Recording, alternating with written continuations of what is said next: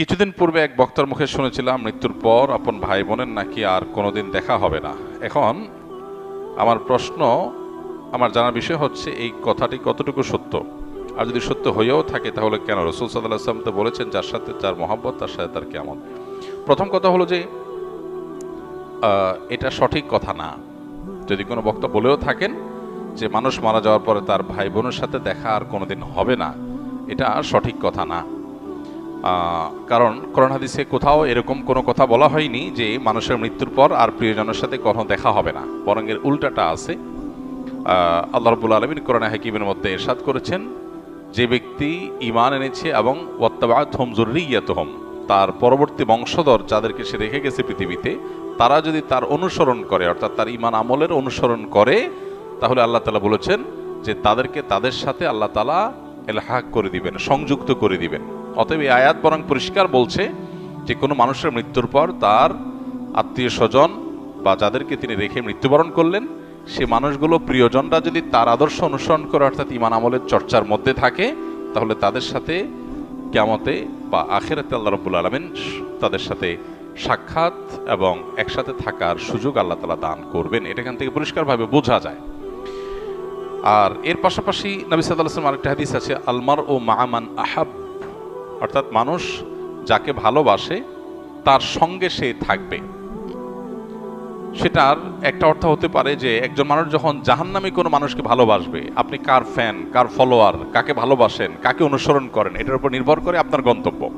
একজন মানুষ যখন কোনো খারাপ মানুষ অনুসরণ করে, তখন তার সাথে কিয়ামত হবে, তার সাথে তার হাসর হবে, সে তার পরিণতি ভোগ করবে।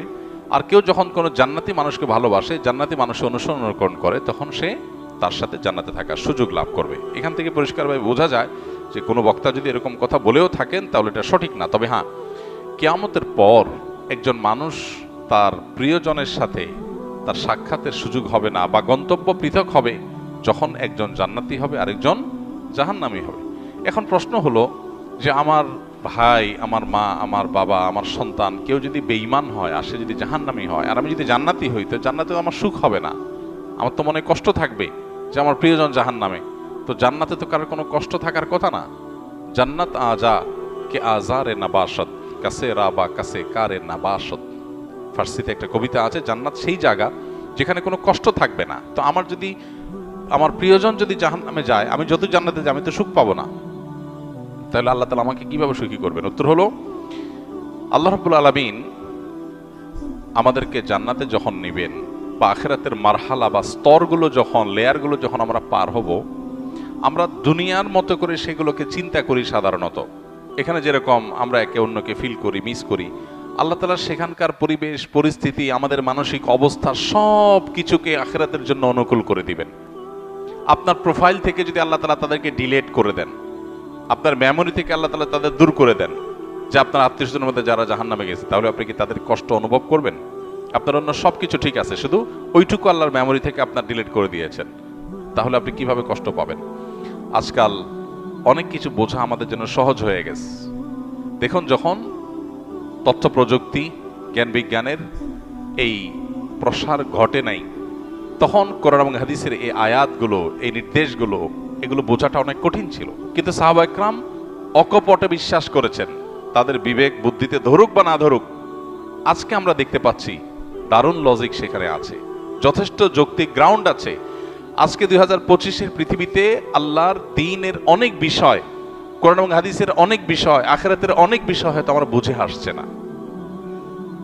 হয়তো সেটা 500 বছরের পরের পৃথিবীতে এমন সব আবিষ্কার মানুষ হাজির করবে যেগুলো আমাদেরকে সেসব বিষয়গুলো বুঝতে সাহায্য করবে। তো যে ব্যক্তি নিজের বিবেক বুদ্ধি এবং সমকালীন লজিকের ভিত্তিতে দ্বীনকে বুঝতে চায়, সে গোমরাহ হবে, এটা তার গোমরাহির আলামত।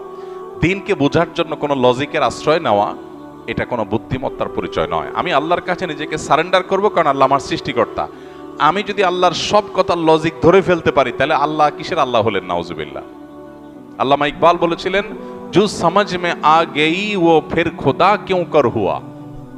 যাকে আপনি বুঝে ফেলেছেন, রপ্ত করে ফেলেছেন, তার সমস্ত নির্দেশের যৌক্তিকতা, যথার্থতা, তার নিষিদ্ধের যৌক্তিকতা, যথার্থতা যদি আপনি ধরেই ফেলেন, তাহলে তিনি আর আল্লাহ হলেন কি? আল্লাহ তো তিনি যার সব আদেশের যৌক্তিকতা আপনার মাথায় ধরবে না। তিনি তো অসীম। আপনি যদি তার সবকিছুকে রপ্ত করে ফেলতে পারেন তাহলে তিনি সীমিত হয়ে গেলেন। আপনার বুঝে আসছে না, এরকম অনেক বিষয় থাকবে, সেটা স্বাভাবিক।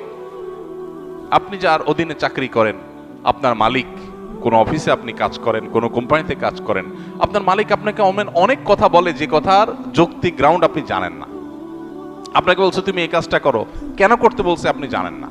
আপনার কাছে এর বাহ্যিক কোনো লজিক্যাল কারণ নাই, কিন্তু আপনি জানেন তিনি যেহেতু আমার মালিক, তিনি যেহেতু আমার চাইতে অনেক বেশি বোঝেন, অতএব নিশ্চয়ই তার কাছে কোনো গ্রাউন্ড আছে।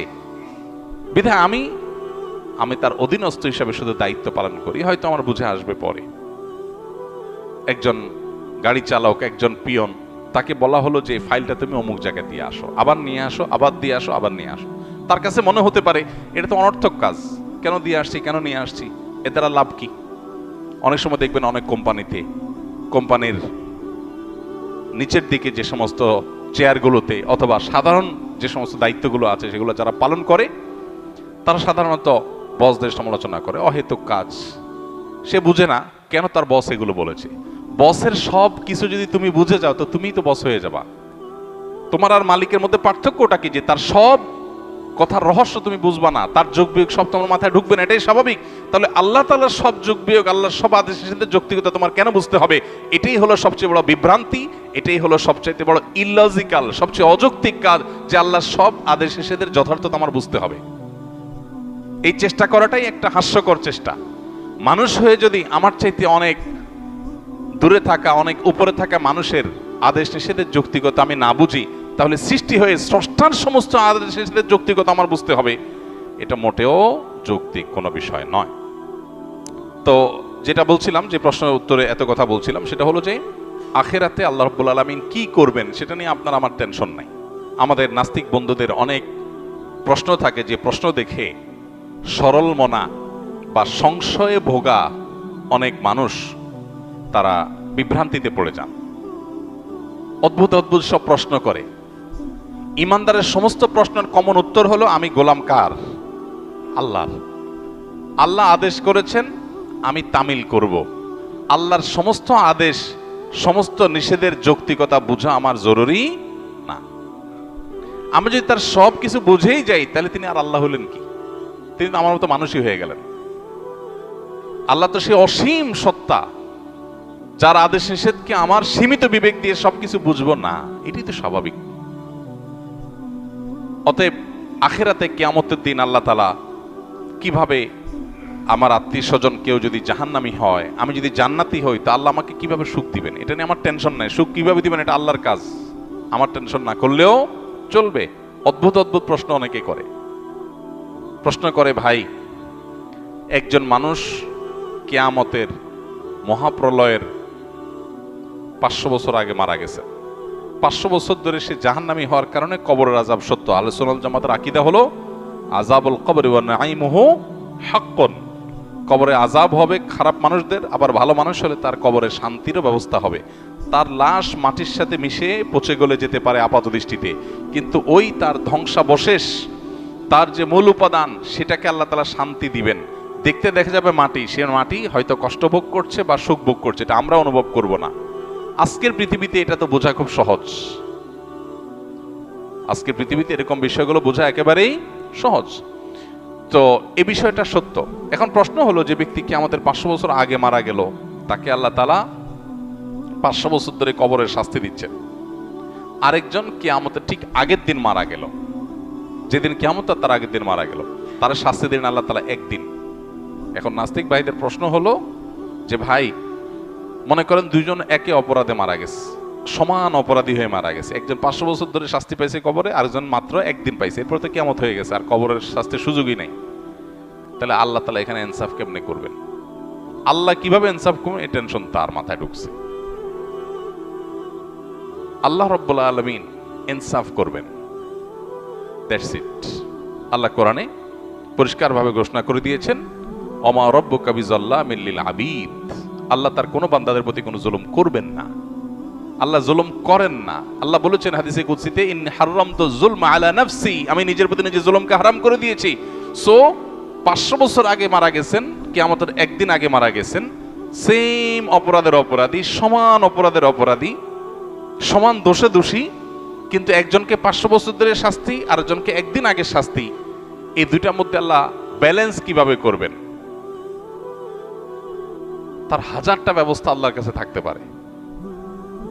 আমার এটা চিন্তা না করলেও চলবে। আল্লাহ করবেন ইনসাফ, এতটুকু নিশ্চিত। আল্লাহ জুলুম করবেন না, এটুকু নিশ্চিত। কিভাবে করবেন সেটা আল্লাহ ভালো জানেন, এটা আমার জানার দরকার নেই। এটা হলো ইমানদারের কথা। তারপরেও বুঝার জন্য ইব্রাহিম আলাইহিস সালাম যেরকম বলেছেন, আল্লাহ কিভাবে আপনি আবার প্রাণীগুলোকে একত্র করবেন, জীবিত করবেন, আমাকে একটু দেখান। আল্লাহ বলেছেন, আওয়ালাম তো মিন, তোমার কি ইমান নাই? ইমান আসে না, বিশ্বাস হয় না? হ্যাঁ বালা ওয়ালাকিন লিয়াতমাইন্না কলবি। আল্লাহ তাকে দেখাইছেন। তো বোঝার জন্য বলা, একজন মানুষকে 500 বছর ধরে শাস্তি দিলেন আল্লাহ তাআলা, আরেকজনকে একদিনে শাস্তি দিলেন। 500 বছরের শাস্তি একদিনে। এই শাস্তির কোয়ালিটি দিয়ে দীর্ঘদিন ধরে দেওয়া শাস্তি আর অল্প সময় দেওয়া শাস্তি দুইটাকে সমন্বয় করা সম্ভব কিভাবে? আপনি একজনকে 100টা কিল দিলেন, কিল, দুজন সমান অপরাধ করছে, একজনকে 100টা দিয়েছেন, আরেকজনকে একটা দিয়েছেন, দুইটাকে সমান করা সম্ভব না? সম্ভব না। এখন কিল মাপা যায়। এখন মানুষ কতটা জোরে আঘাত করেছে এটাও মিটার দিয়ে কি করা যায়? মাপা যায়। আপনি একজনকে ছোট ছোট করে 100টা কিল দিলেন, যে পরিমাণ কষ্ট পাবে, আরেকজনকে একটা বড় করে একটা দিলেন, সমান করা সম্ভব কি সম্ভব না? হ্যাঁ, 1000 কিল আর একটা কিল সমান করা সম্ভব কি সম্ভব না? হাতুড়ি দিয়ে এমন ভাবে জোরে দিলেন যেটা একদম নাই হয়ে গেল দুনিয়ার থেকে। আরেকজনকে 10,000 কিল দিলেন। তো এই দুইটার মধ্যে যদি ব্যালেন্স করা সম্ভব হয়, তাহলে 500 বছর আগে মারা যাওয়া মানুষ আর কিয়ামতের একদিন আগে মারা যাওয়া মানুষের শাস্তির মধ্যে ব্যালেন্স করা কেন অসম্ভব হবে? মানুষ সবকিছু নিজের মতো করে ভাবে, এজন্য সে ভুল করে। আমি মানুষ, আমার সীমিত শক্তি সামর্থ্য দিয়ে আমি ভাবি, আল্লাহ তাআলা অসীম, অতএব তার দ্বারা অসম্ভব বলতে কিছুই নাই। কিয়ামতের ময়দানের আল্লাহ রাব্বুল আলামিন জান্নাতে আত্মীয় স্বজনকে যেরকম মিলিত করাবেন, আবার জাহান্নামে আত্মীয় স্বজনের রাস্তা ভিন্ন হয়ে যাবে, কিন্তু ভিন্ন হওয়ার কারণে জান্নাতীর কোনো কষ্ট হবে না। সে ব্যবস্থা আল্লাহ করবেন। কিভাবে করবেন আল্লাহ জানেন, কিভাবে করবেন আল্লাহ জানেন।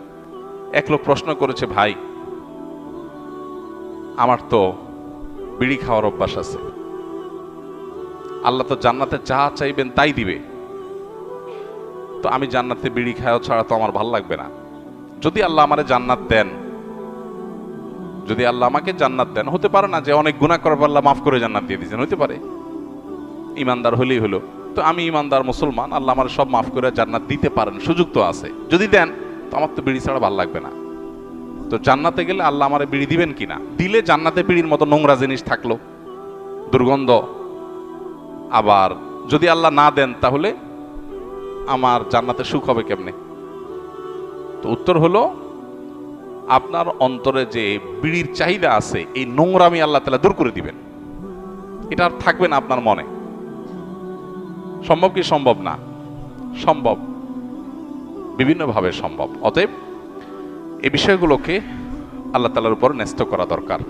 আখিরাতের বিষয়গুলোকে আমরা নিজেদের মতো করে ভাবা ভুল।